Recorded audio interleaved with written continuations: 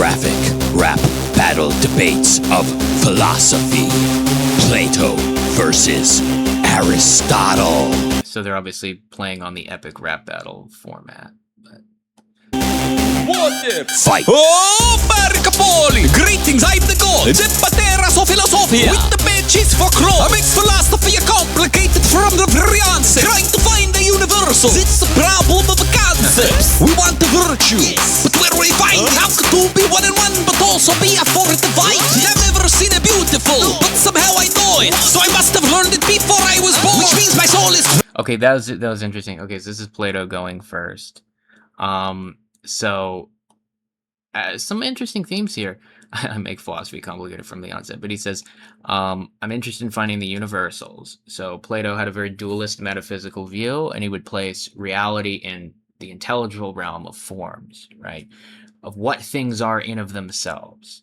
So instead of, there's all these, so a particular is like an individual particular thing. A universal is the thing in of itself. So let's say you can have many beautiful things, plural. Those are beautiful particulars. But then there's beauty itself.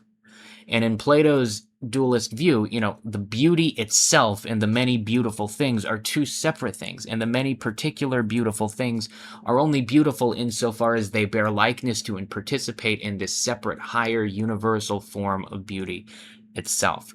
And in fact, this is what Plato's always interested in, or even Socrates in Plato's dialogues, is not wanting to get lost in discussions over this particular thing, but wanting to move to the universal nature of the thing in of itself.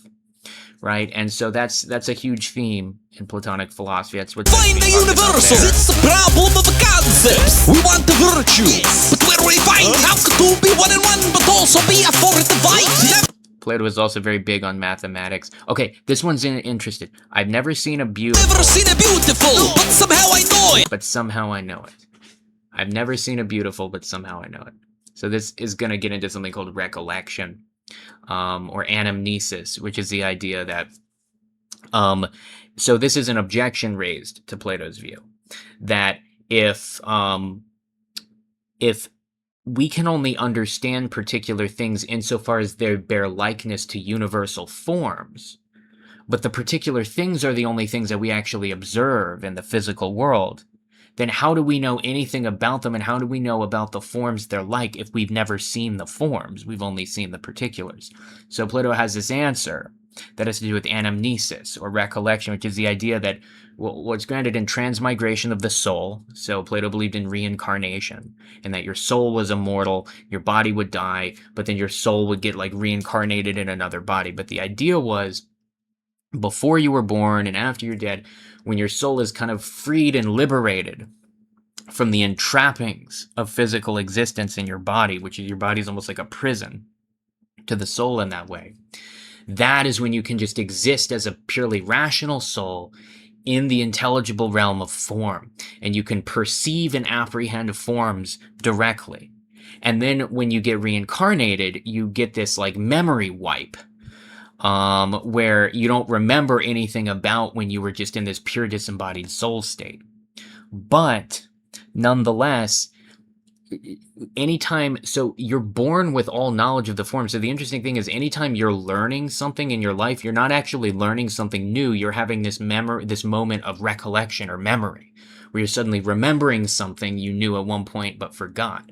And so even if you had never seen, or rather, even if you don't remember having seen beauty itself, if you see a beautiful thing, you can go, oh, that thing is beautiful, because on some level your soul is remembering what beauty itself is, and then is seeing this beautiful particular thing and going, ah, that reminds me of or bears a likeness to this form of beauty itself, and that's how I know it's beautiful. So it's a really kind of interesting and complicated explanation for how we're able to gain knowledge of particular, well, they're not really of particulars, they're only ever of these universals, right?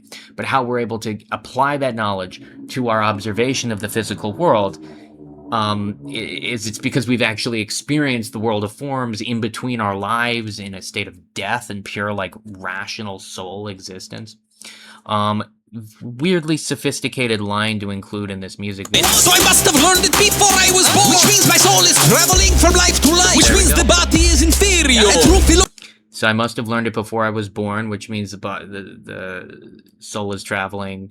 I was born. Which means my soul is traveling from life to life. Which means the body is inferior. Yep. So that's transmigration of the soul. This was Plato's view. He actually, it's a view that was influenced by the Pythagorean school, which was influential on Plato. But it's very interesting that he includes that here.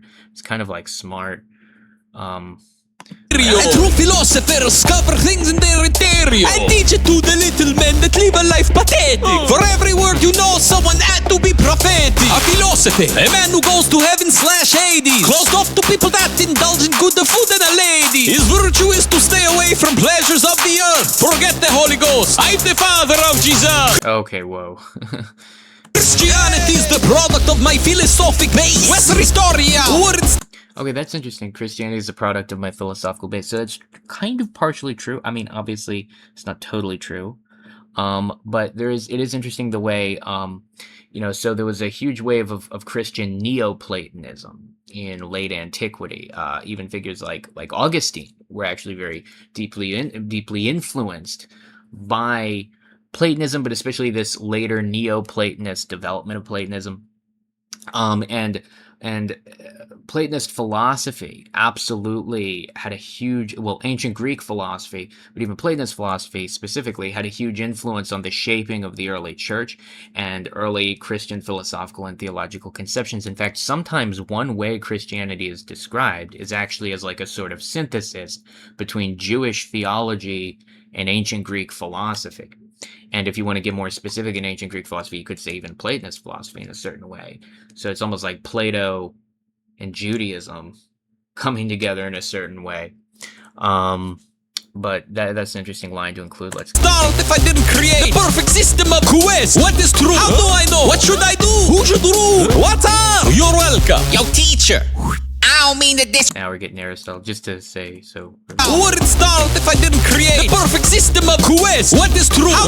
What is true? But how was he? Western Historia. Would it start if I didn't create the perfect system of quest? What? No, okay, he's saying what is true is defining that as metaphysics. Metaphysics, physis means nature in Greek. Meta means beyond. So metaphysics literally means like beyond the natural or beyond the physical. It's often contemporarily used to mean like the philosophy of existence itself or being itself. It's actually a term they wouldn't have used back then. It's a term that neither Plato nor Aristotle used. In fact, the term comes from one of Aristotle's works called Metaphysics, and there's some scholars who think that that's not even Aristotle's own title for it, but rather it was a more chronological title that meant like all of Aristotle's writings that came after he wrote physics. So they wouldn't have been using the term metaphysics back then, and I disagree with defining that as what is true. It's true.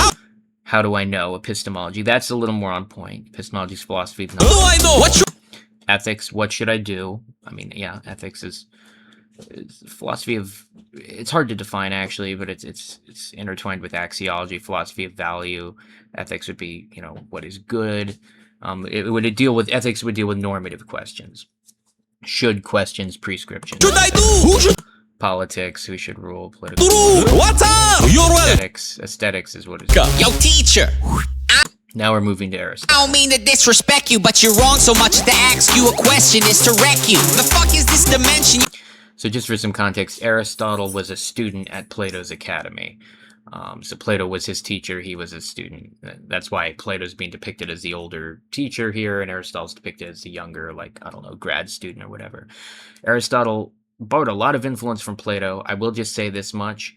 I have a professor who described the famous Plato versus Aristotle disagreement as sort of a much ado about nothing philosophically, that the two were actually far closer to each other than they would anything else. I have another professor who would basically call Aristotle a Platonist, but they do have some famous disagreements that come into play metaphysically and epistemologically, which we're going to probably see play out here. I just want to contextualize this by saying it's not like these two guys were heavily disagreeing on everything all the time. They were actually very close to each other. One was a student of the other. But let's see where they go with this. You get information from. There's one reality I've been to. This one. Let me help you. All right. sorry to pause again, but that's important. There's one reality I've been to this once. Remember, we were talking about Plato's dualist metaphysics, right? Where Plato has it's almost like Plato evokes these two separate worlds. There's the physical world of changing particularity that's immediately around us. And then there's the intelligible realm of purely abstract, unchanging, universal form, right? And then that's what knowledge is placed in. And really even being itself is really placed in more fundamentally. And so gaining knowledge about existence is almost sort of like transcending and moving above and beyond the immediately physical world to apprehending knowledge about what things really are in their universal form. This was one of the big disagreements that Aristotle had with Plato. Was Aristotle felt like Plato was creating too much of a head in the clouds kind of philosophy. It was too much of a head in the clouds kind of thing. That Plato was sort of separating and was sort of almost undermining the reality of what Aristotle thought was sort of what mattered to us the most, which was the reality of the world immediately around us. Under Plato's view, the world immediately around us is sort of less real, and we don't actually know anything about it. And you have to transcend to this completely separate world of the intelligible realm to actually gain knowledge about being itself, or knowledge about being. And this was a huge issue Aristotle had. What Aristotle would go on to do is he would take the Platonic idea of form, and he would want to place forms into the things themselves, so that the forms were really present in the substances, in substance of the objects in the world immediately around us. The particulars are what became most real, not the universal forms. That was probably one of Aristotle's biggest issues with Plato, and that's what's kind of he's talking about here when he says there's only one reality I know, this one, not some other separate intelligible realm reality. You to identify the way to form a concept. The shit ain't from up in heaven, it's intrinsic in the object. My mom said do the shit that good dudes do. Pretty simple, works for me, Papa Plato, how about you? Why can't I enjoy the life of moderation with my homies? If you know a better life than eudaimonia, then show me. Eudaimonia, those in Aristotle's Ethics, eudaimonia means flourishing. It was sort of the highest end of the human condition. And why you act like pleasures of the flesh is so below you? You've been known to find a little boys more than Jared Fogle. Oh, we go in there, teach. Matter of fact, let's fast forward to the Yeah, but I think Aristotle did some of that stuff too. That stuff was common in ancient Greece, the pedestry between an older Greek teacher and a younger male student, so Aristotle's probably one to talk.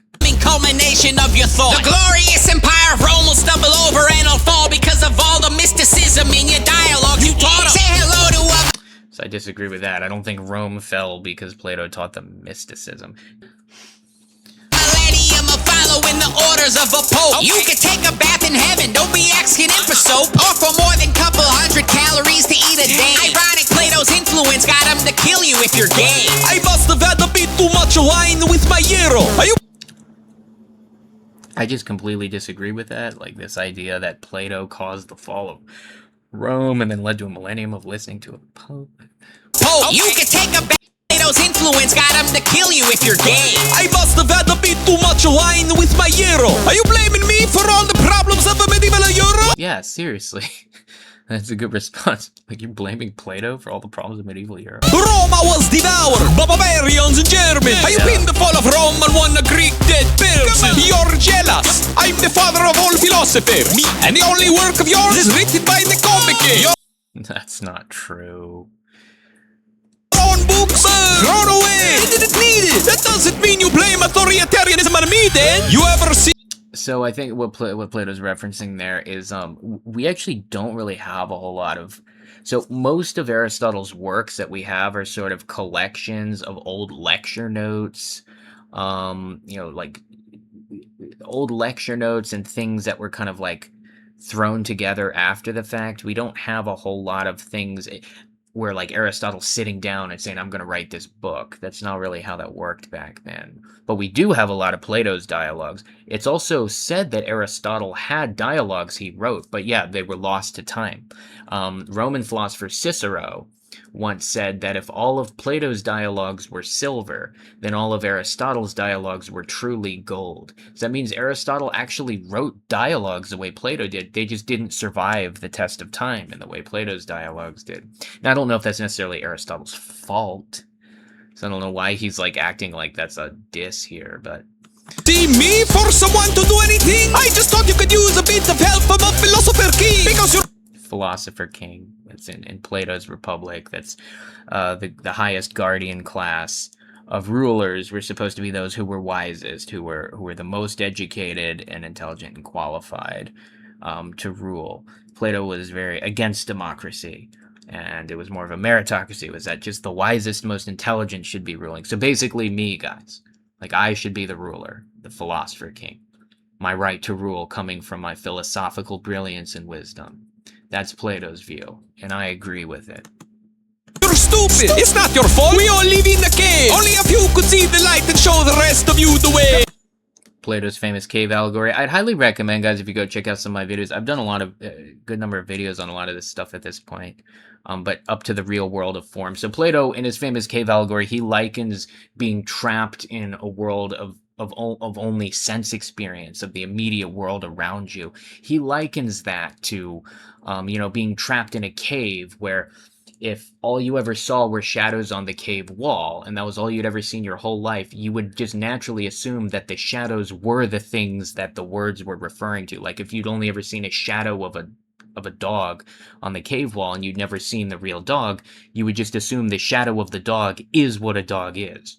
Right? And that's what Plato likens to being trapped in this physical world of changing particulars. And in order to gain real knowledge, you have to ascend out of the cave and gaze onto the world for what it is, under the light of the good. And that's the world of forms, right? What's really real. That's what I'm referencing here. Real world of form, where everything is perfect. All you see is shadows on the wall without us doing perfect. Admit it, most people can't think in big ideas. Why should we let them be in charge? Yeah, it's called democracy, man. Yeah, see, most people can't think in most people can't think in terms of big ideas. So what, we should let them be in charge? And Aristotle's like, yeah, it's called democracy. But that's where like Plato's like, no, most people are dumb. Like, you don't want those dumb people ruling.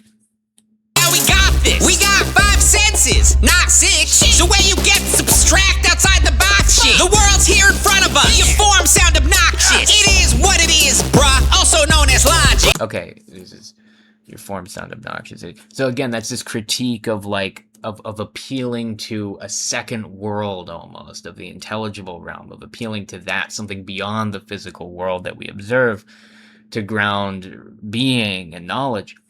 And Aristotle had a problem with that, but I disagree when he says your forms sound obnoxious. Like, the idea is rejecting forms entirely. He did reject Plato's dualist account of forms as like separate things themselves. But Aristotle absolutely borrowed the idea of form and applied it heavily to his own metaphysics. He just, like I said, his big move was to eschew the Platonic forms as separate things from the particulars and take the forms and put them into the things themselves, so that the forms are really and immediately present in the substance of the world around us. You gave us the Dark Ages. I gave you science. Aquinas had to hide out. I'm still not getting where he's getting this Plato gave us the Dark Ages thing. Although Aristotle is sometimes called the first scientist. But he liked me or he died. They would have burned him if they knew the extent of my impact. I wrote the Renaissance, Enlightenment, United States. All right, Aristotle, calm down. I don't think you can be credited with all of those things. But yes, you were very influential, especially on certain empiricist approaches to epistemology. Your metaphysics obviously lasted 2,000 years. But calm yourself down, Aristotle. The reoccurring trend of faith in the supernatural. Epic beef is what you find between yourself and Aristotle. It's just the two of us, Plato. We're the Terminators battling across the span of time, and we ain't never gonna squash it, nigga. Let's go. End battle. Pretty good, pretty good. I do just want to reiterate something I said earlier, which is, again, a lot of this Plato versus Aristotle fundamental disagreement debate, a lot of it is kind of overblown. Like, they agreed with each other on a lot of things. They just had some key disagreements about some of the themes we discussed today. But I don't know how I feel about this, like framing them as just being so in conflict with each other, because they really weren't. Look, probably the most famous example of this. Let me just show you guys this. Who is it? By Raphael, Plato, and Aristotle. Yeah, these. Like, this is a famous painting. The idea is like Plato's kind of gesturing upwards at the heavens, right? And Aristotle's kind of more hunched over and gesturing downwards towards the ground, right? This is this sort of big disagreement between them. Plato's saying the fundamental nature of reality is up there, way up somewhere else in the intelligible realm. He literally has his head against the clouds. But then Aristotle's like, no, fundamental nature of reality is down here in the particulars, in this grounded world around us. That's kind of their big disagreement, like in a nutshell. But again, they still agreed with each other on most things philosophically. They were both sort of logos-oriented thinkers, coming off the heels of a lot of influential pre-Socratics like Heraclitus and Parmenides and Anaxagoras. And they agreed with each other on far more than any of these other thinkers before them. They just had some disagreements, so I just don't know how I feel about this, framing them as being so For my student! yeah, pretty good for my student. Nah, man, your mama's toga's pretty good. That shit was pure fire. And not as pure as my concepts. You'll get it one day. Man, fuck your concepts. Hey, I brought Philosophia into the world. I could take it away. Man, first you were like Jared, now you sound like Bill Cosby. I don't know who is the Bill Cosby. He's this black guy in jail for... Oh, a black man in jail. You're so specific. Man, I'm trying to be Pacific, but you That was funny. keep on interrupting my ass when I'm trying to tell you some shit about Bill Cosby and shit. Why you always... If you like my philosophical content and wish to see more of it, help get my channel off the ground by remembering to like, share, comment, and subscribe.